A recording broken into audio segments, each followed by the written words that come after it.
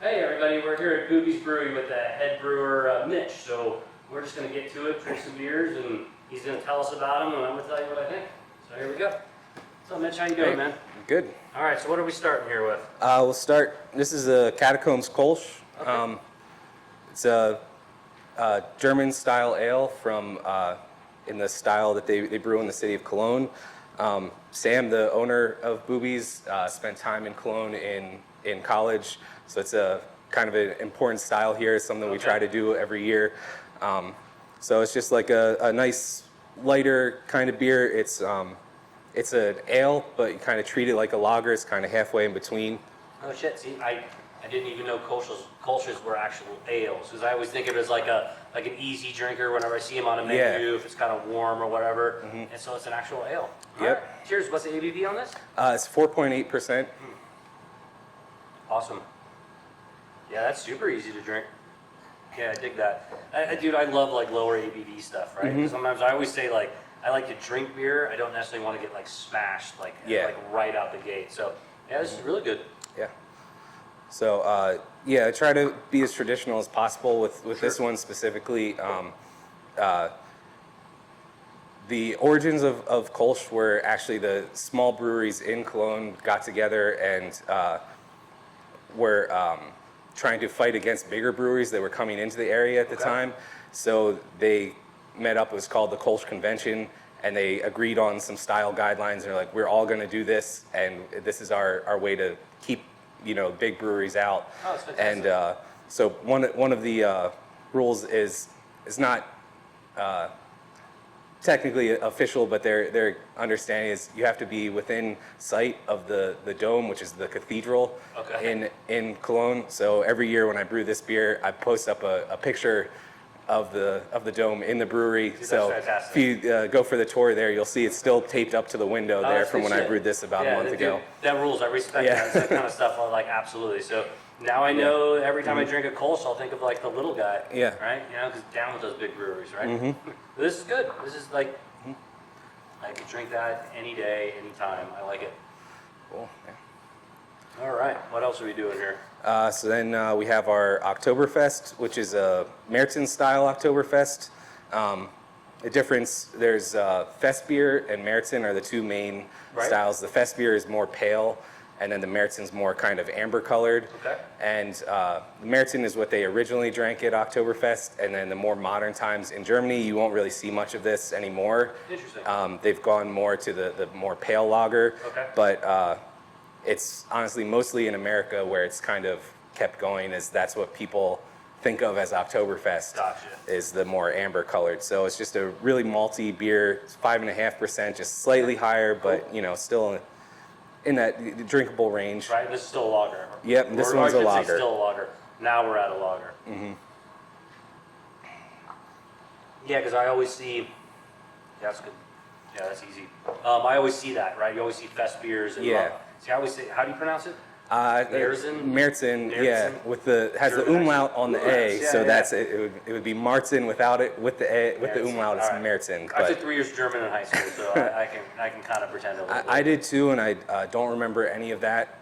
Everything I know is mostly from beer drinking after high school. So. I will not say the one sentence that I remember, because it is not very clean. Not that we're a clean broadcast in any per se, but I can, I remember Gabi, das Telefon klingelt, and then some inappropriate shit. But this is fantastic. This is easy. Yeah, it's good. All right, moving on. All right. Next we have our amber ale. This is called Drunk Dad Energy. Drunk Dad Energy. Yeah. So this started as a homebrew recipe of mine that was originally kind of trying to do something like Yingling, but as an ale at home, and try to get my family, my dad and my brother-in-laws and stuff who mostly drank Yingling, and trying to get them to drink something else. So it started as very close to Yingling, and then over the years I kept tweaking it a little further and a little further, and I get to this point, it's a lot hoppier. It's a little bit darker, and it's an ale, not a lager, but it's much more full-bodied than Yingling, a lot hoppier. It's all Cascade hops, like the classic American hop. So that's how it started, and then how it got here. This is your amber ale. Yeah, that's awesome. Yeah, I like I like the little bit of hoppiness. I could see what you're talking about, how kind of has that similarness to Yingling kind of towards the beginning, but since this is your home brew, how long have you been brewing beer? I started home brewing about 11 years ago, and then I started brewing here a little over 5 years ago. That was my first professional brewing job. Cool. Starting here. Awesome. So, Fantastic. yeah. And what do you call this one again? I call it Drunk Dad Energy. Drunk Dad Energy. All right, good shit. And what's the ABV? It's about 5.5 too. Awesome. I'm digging it all Yeah. like reasonable percentages in my book. All right, Yeah. what do we got going on here? It's getting a little darker, aren't we? Yeah, so hopefully this is our chocolate Schwartz beer. Okay. It may be the oatmeal stout. They're hard to tell apart by the time we got them Okay, here. Cool. But should be able to. Mine smells right, so hopefully yours does too. But right. so this is we have a series of chocolate beers we do here called Milton's Miss, which was because at one point in history, Milton Hershey was in talks to buy Bube's when it was closed down, and he was going to use it as a milk station to for chocolate, and so that never happened. So that was actually the mayor of Mount Joy suggested the name Milton's Miss. Oh, that's awesome. So we started that, and this is the fourth in the series. They're all just different style each time, but just something with chocolate. So this is a German style black lager, Gotcha. and then just added some cacao nibs into the mash. So it's got a pretty subtle chocolate flavor. It's got chocolate rye malt, chocolate wheat malt, and then the cacao nibs. But it's all early in the process, so it's not as Super heavy. yeah, it's not as So just going for like this was my other idea. This was we're almost out of this beer now. It's been around for most of the summer, and that was kind of the idea too of like let's try to make a dark beer that's good for the summer. So it's nice and light and crisp, but still has that little bit of roast to it and the dark color without being heavy or yeah. Perfect. So that was the goal there.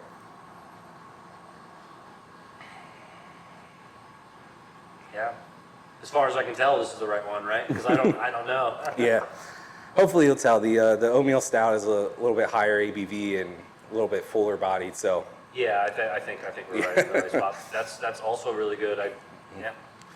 yeah, we try to keep some traditional German style beers, and like this one, traditional base, but just the little twist of the cacao nibs to make it a little different. But try to have some of that traditional stuff. That's our main focus. But then we get into some other little more off the wall stuff, but not too crazy compared to a lot of places. I think that's like the best balance, right? Stick to some traditional stuff, but you know, we're only going to progress and get better and try new things. So I dig it. I think it's perfect.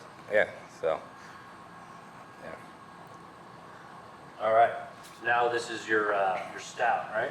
Yeah. This is Till Death Imperial Oatmeal Stout. I've heard about this one before. Yeah. So this our friend Phil. His wife, when they got married, they requested a stout for their wedding. Okay. So this was the beer that I did for them. It's just under 8%. Going for again something. It was over the summer, like something that's still drinkable on a hot day, but it's fuller bodied, but not. You know, if I was making a similar beer in the winter, I'd try to bulk it up a little bit, make it a little heavier. So this is kind of in between. Still hopefully easy to drink, but a little bit more heft to it than some of the other beers. Ooh, I almost dropped it.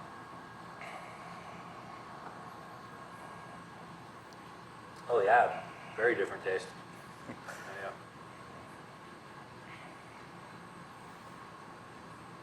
Yeah, that's fantastic. All right. I don't drink a lot of stouts, so we just started a segment recently where we put out a bunch of beers and I do kind of like a blind test. Right? Like where I don't actually know what is where. So I can only, before I used to have little descriptions. I had ABVs.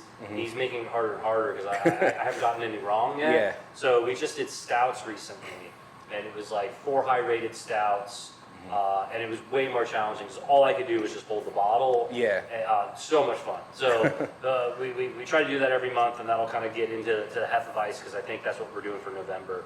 But yeah, it was a good reminder to occasionally drink beers you don't normally drink because it was so much fun to be drinking stouts where I was just like, so many different like subtle tastes, notes that I'm not used to. So yeah, great. Yeah. I'm gonna say next time let's jump to the Perfect. ginger beer. Okay. Be a nice palate cleanser between the dark beers and going back to lighter.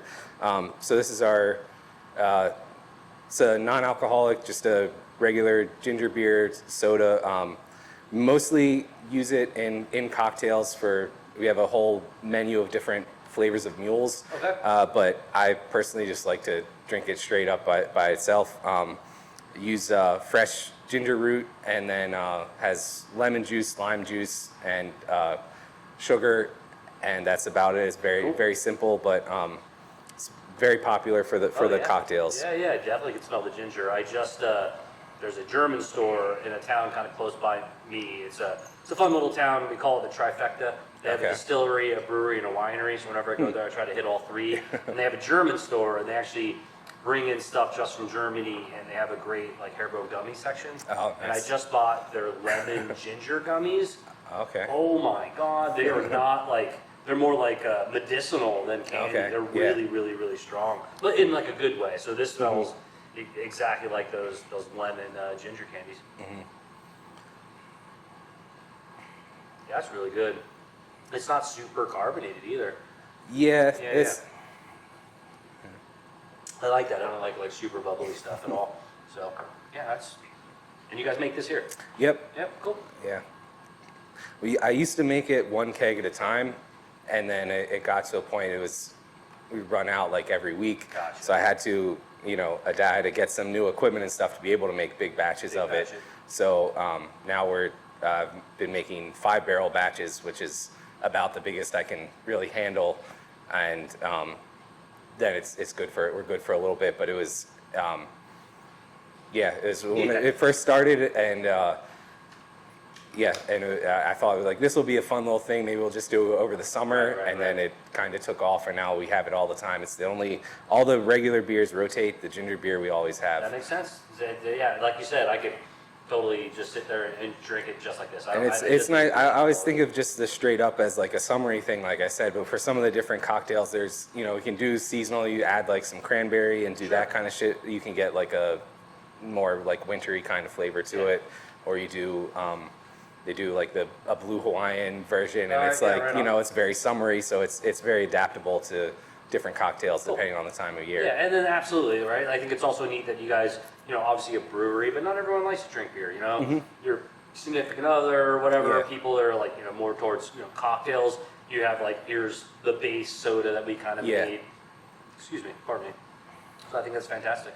Yeah. All right, what are we doing next? So this is Shakatara grapefruit IPA. Oh, wow. This is actually we call it like a tart IPA or semi-sour. Okay. It's normally all the beers I normally make double batches. We have a 3-barrel brew system, and then our fermenters are 10 barrels. So I normally do 2 batches of the same beer, and then go from there. So it's 3-barrel system, but it's normally 6-barrel batches. So this was. One batch was kettle soured, the other was not, and then they're blended. So one batch was like a kind of standard IPA, and then the other batch was kettle soured and kept the hops out. You can't really sour it once you have too many hops in. Right. So then it was dry hopped like crazy after that, and added grapefruit to it post fermentation as well. So it's just this kind of hybrid thing. It's grapefruity. It's a little bit tart. Right. It's got some hops, maybe not as as over the top hoppy as some IPAs, but it's a kind of a nice balance of a few different things. And what do you call this? Shakatara, which I just it smells great. Googled grapefruit and what they call grapefruit in India. Okay. Awesome. For the name, so hopefully this is not something offensive because I don't know that much. I was like, I need a name for this, so that's what we ended up with. It smells awesome.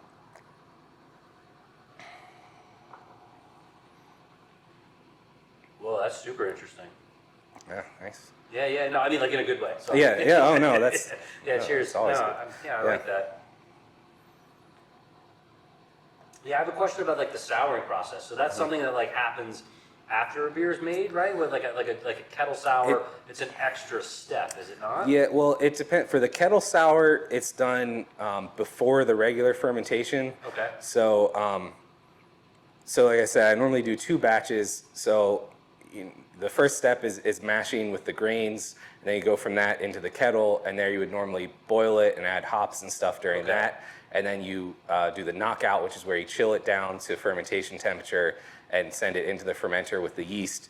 So the first batch goes just like that, and then for this, the second batch, after the mash, it goes into the kettle, and then instead of boiling it, you add the lactobacillus bacteria, which I actually just use kefir, or kefir, which is a type of yogurt, and it has the live culture in there. So you add that and let it go overnight, and then that'll bring down the pH and sour it, and then boil it after that, and then send it to the fermenter. So then when you boil it, it kills off all the live culture that soured it, and then you ferment it like normal after that. This is amazing. Our knowledge and learning of like beer and brewing, it continues to grow. But holy shit, after listening to that, I have a lot to learn still. Like I'm still like at the stage of just like trying to understand like how to drink all the beer, right? Let alone like how it's actually fermented. But that's good shit, man. Awesome. Yeah, I like this a lot. This is really good.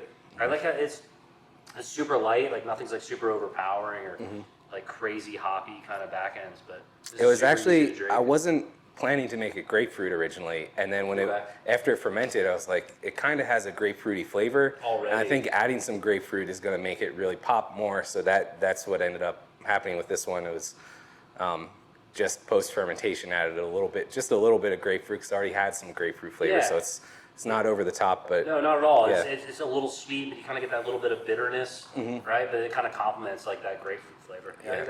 I like this a lot. Yeah, thanks. All right, cool.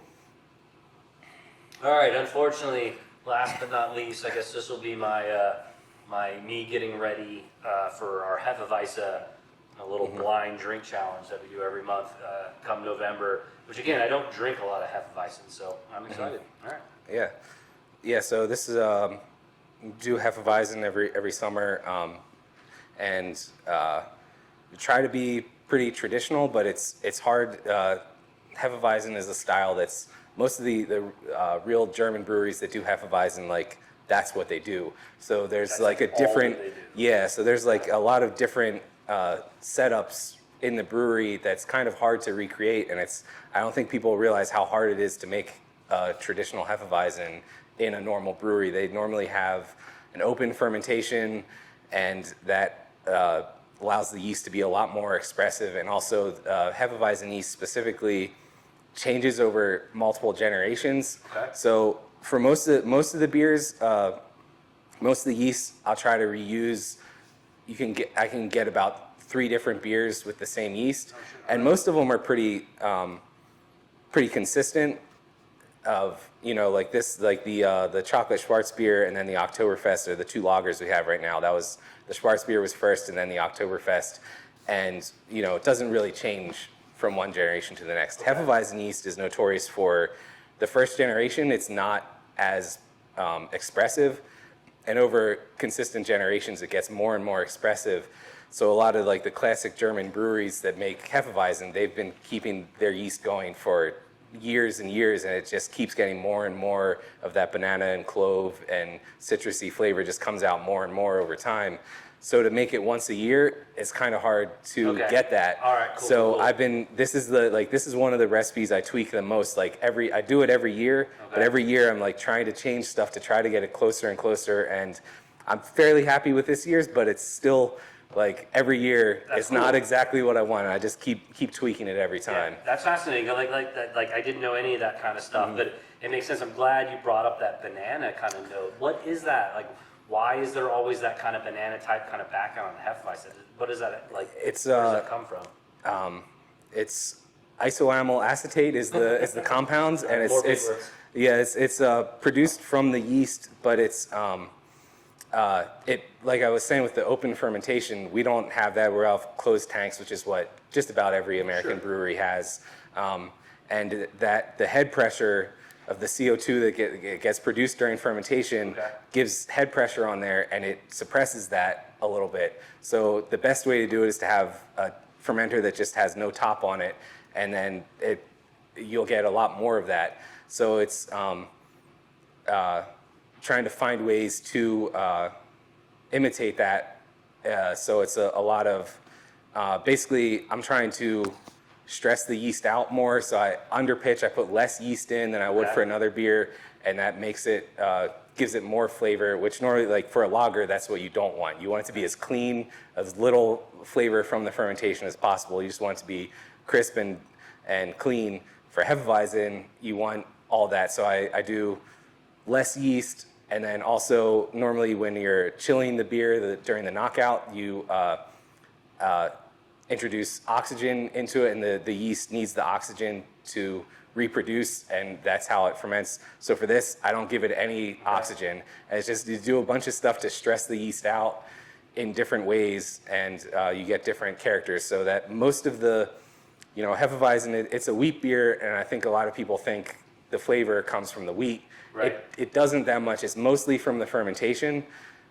So it's a very fermentation-focused beer is how you get a lot of that flavor. The wheat is what helps make it cloudier, and it gives it a little bit of a grainy flavor. It has more grain as opposed to like for the barley malt that you use for most beers. You get more of like the bready and more like byproducts of the grain character, whereas the wheat, it just kind of just tastes like grain. It doesn't get as much of the different flavors. So it's about 60% yeast or 60% wheat in this versus the other ones. Like the IPA, I think, has maybe like 10% wheat, and then I don't think any of the other ones right now have any wheat in them. They're all barley malt otherwise. Who would have thought like making a Hefeweizen would be so like complex? Yeah, it's yeah. We don't see them very often, right? Ooh, yeah, that smells good. So I get more citrus from this one. You do get some of that banana flavor, but it's not as prominent as a lot of the. So it's hard because some people find the German versions to be overpowering. They don't like them as much as a lot of the American versions, and then other people, they want that authentic German version. So it's it's a hard balance, but it's a popular. We have the beer garden here, and over the summer, that's what people want to sit out in the beer garden and drink Hefeweizen. It's a perfect summer beer. So this is impressive. This is really good. Again, segueing into me not drinking a lot of Hefeweizens, but when I do, it's really really good. So that's Yeah, it's one of those beer styles for me. I never would list it as one of my favorites, but then it's a very situational beer to me. Like sitting in the beer garden in the summer, it's the best thing you can drink. But then if I try to, if I'm sitting at home in the winter watching TV, I don't want to drink a Hefeweizen. It's just, it doesn't work in that situation. You don't think to gravitate towards it, but it's such a distinct tasting beer that you kind of can't deny what it is, right? Yeah. So, on that note, what's like your favorite type of beer to brew? Lagers in general are my favorite style. All right. So, and specifically German lagers. So we have two right now with the Oktoberfest and the Schwarzbier. I love German beer in general, and then lagers. Most German beers are lagers. We have a couple, we have the Kolsch and the Hefeweizen are two notable exceptions to that are German style ales.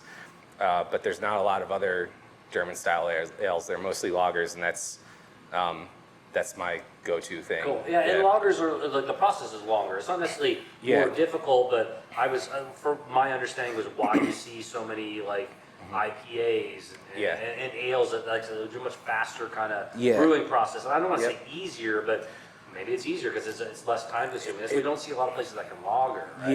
Yeah. It depends because it's hard to.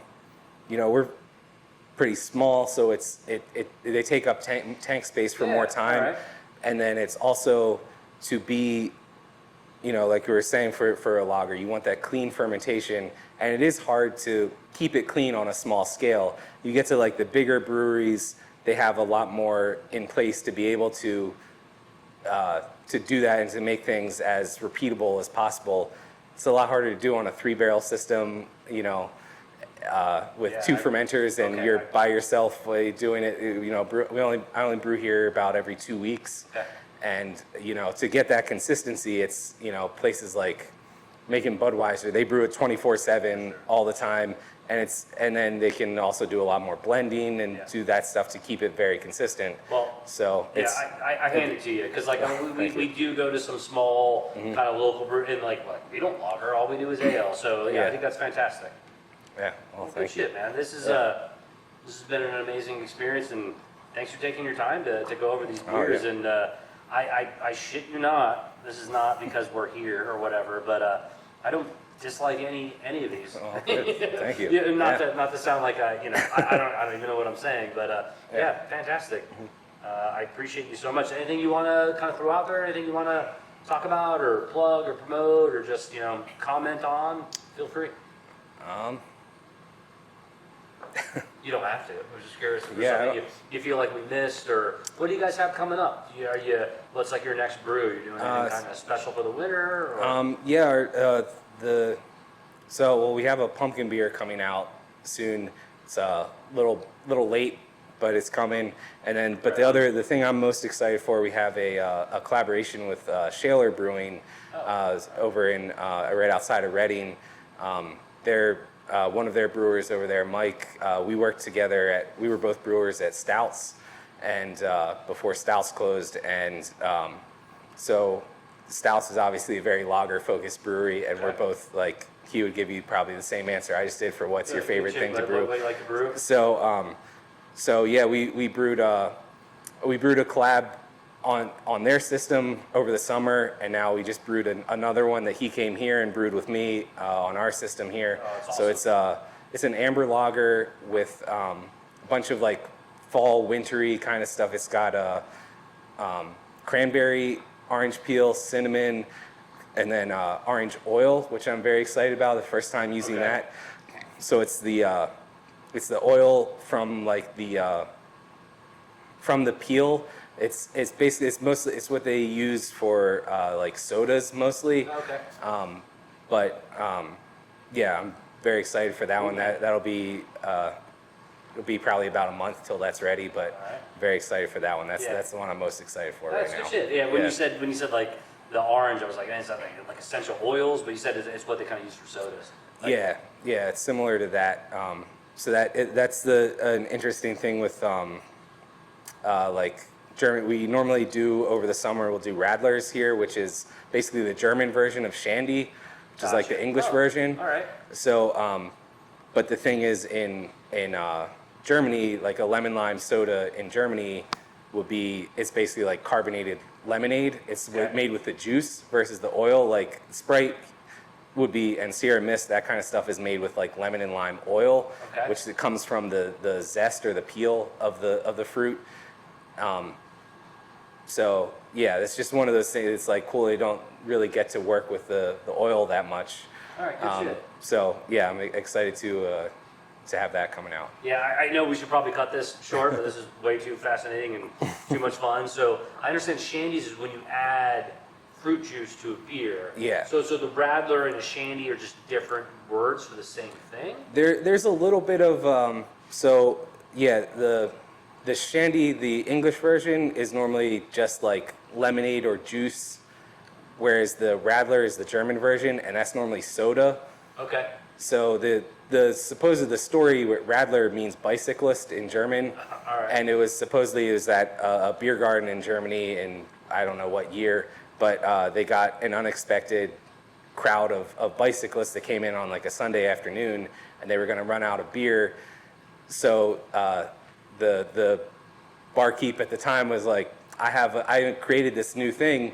It's called a Radler. It's for you bicyclists, and it was just half soda and half beer. Okay, so it's soda instead of like the juice. So it was half soda and half beer, and he was like, yeah, I created this. I designed it for bicyclists, but really it was that he was going to run out of beer if he didn't do that. So, that's funny, so that's kind of how that started. Good shit. Yeah. Well, awesome, dude. Thank you so much, dude. So this is it, right? You got to check out Bube's Brewery.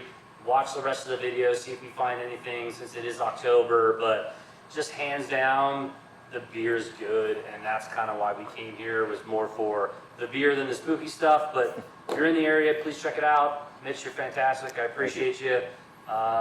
This place is awesome. Thank you so much.